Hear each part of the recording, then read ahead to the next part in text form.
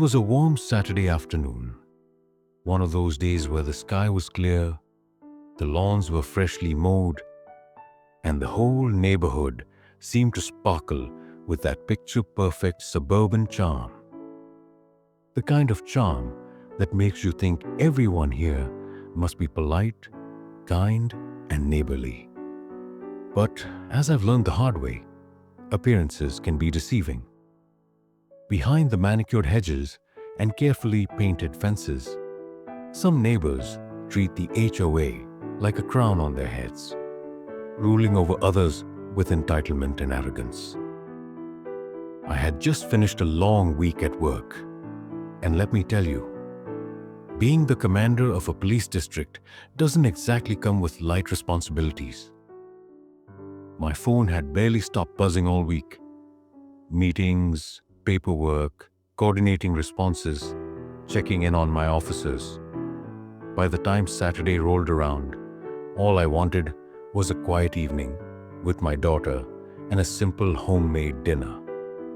So I stopped by the grocery store on my way home. I picked out some chicken breasts for grilling, a bundle of fresh vegetables, a loaf of bread still warm from the bakery, and of course, my daughter's favorite chocolate chip ice cream.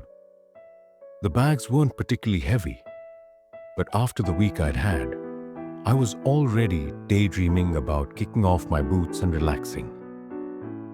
Pulling into my driveway, I parked and popped the trunk. That's when I saw her. Karen, if you've ever lived in a neighborhood with an HOA, you probably already know exactly the type of woman I'm talking about.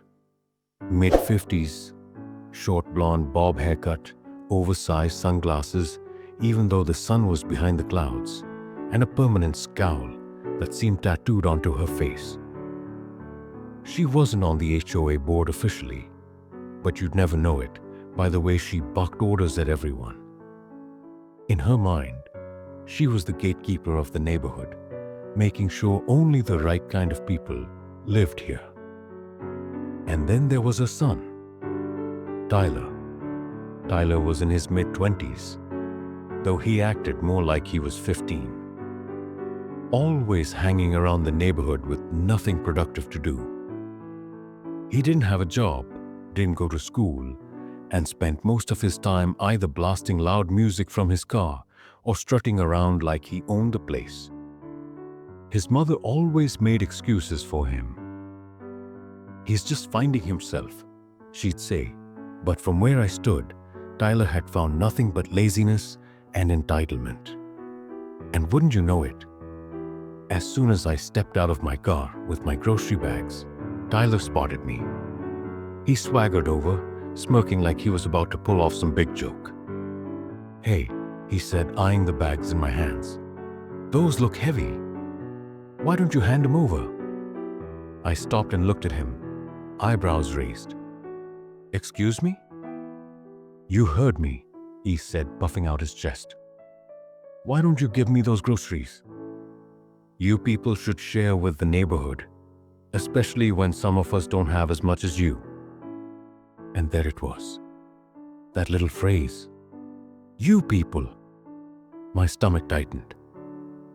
I'd heard it before, from others like him, and I knew exactly what he meant. "Tyler," I said calmly, "these are my groceries. Step aside." That's when Karen stormed over. She must have been watching the whole thing from her driveway, waiting for the moment to jump in.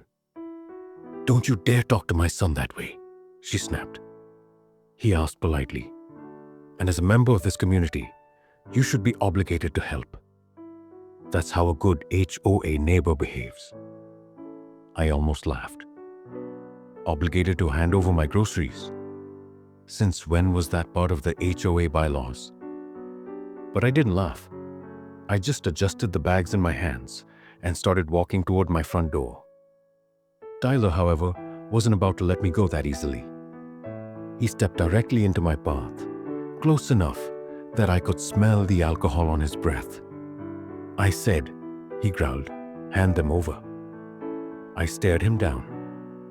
My voice stayed calm, even though I was getting tired of the charade.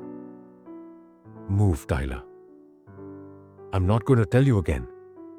Karen gasped dramatically, as though I had just pulled a knife on her son. "Oh my God. Did you hear that, Tyler? He threatened you." Before I could even respond, she pulled out her phone and started dialing. "That's it," she announced loudly, making sure I could hear every word. "I'm calling the cops.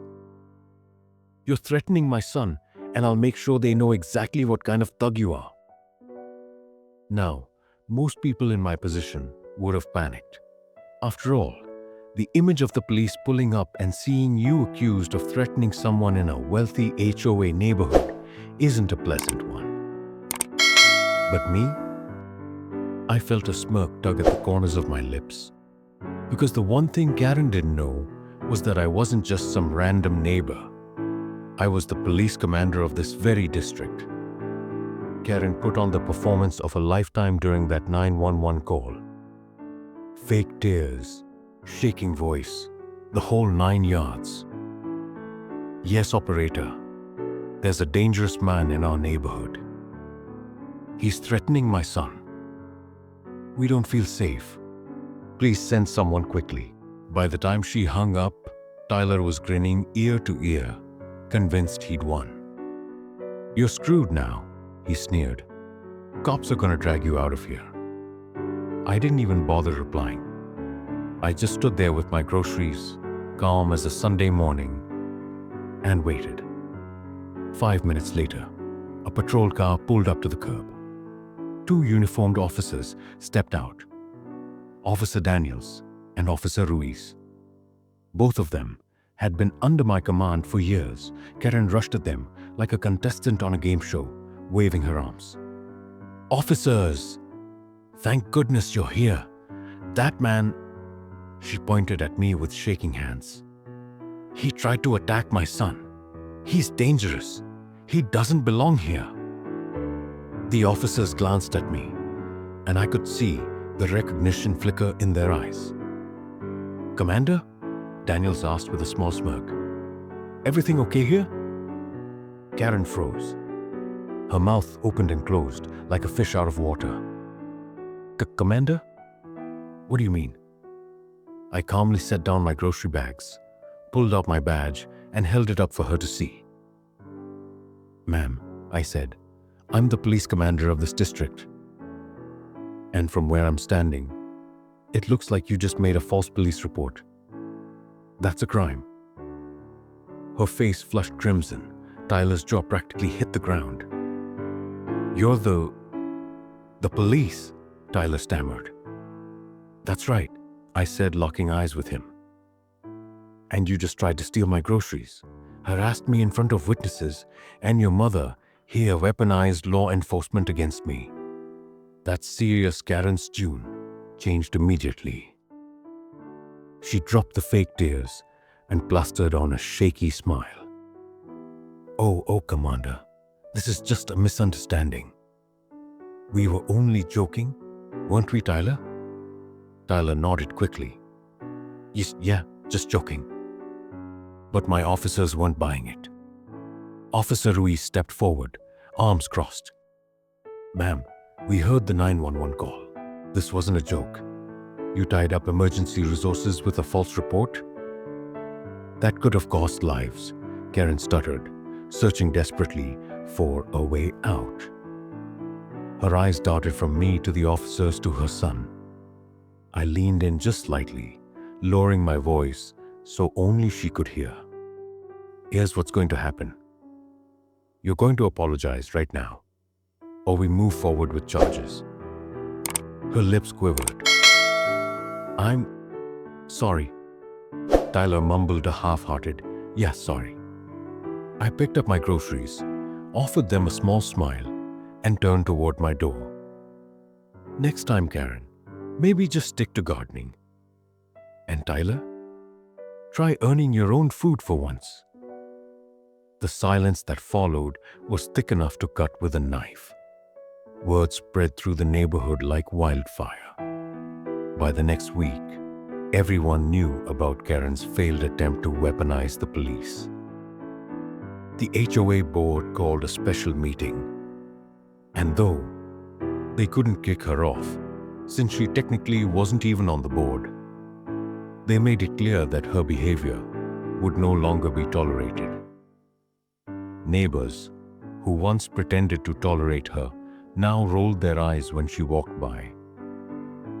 Her reign of terror had cracked. Tyler, for his part, kept his distance from me after that. No more swaggering up to me in the driveway.